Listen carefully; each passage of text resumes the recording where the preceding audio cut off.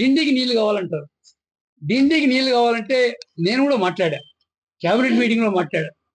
Sir ఒకసారి నల్గొండ వాళ్ళ మాటలినే మనము ఈ పాలమూరు రంగారెడ్డి జూరాల నుంచి కిందికి తీసుకొని పోయినాం.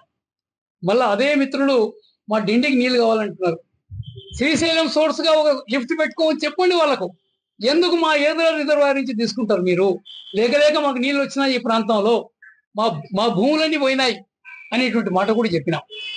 దానికి నేను ఒక్కటే మాట చెప్తాను.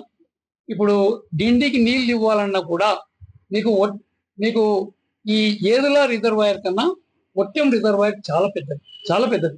దాదాపుగా 16-17 టీఎంసీలు నిలబడేటువంటి ప్రాజెక్టు ఒట్టెం. అదే మాదిరిగా మీ కింద ఉండేటువంటి కరివెను కూడా అంతే సమానంగా ఉండే ప్రాజెక్టు. 16-17 టీఎంసీలు నిలబడేటువంటి ప్రాజెక్టు. ఆ ప్రకారంగా ఏదో కేవలం 5-6 టీఎంసీ నిలబడే ప్రాజెక్టు.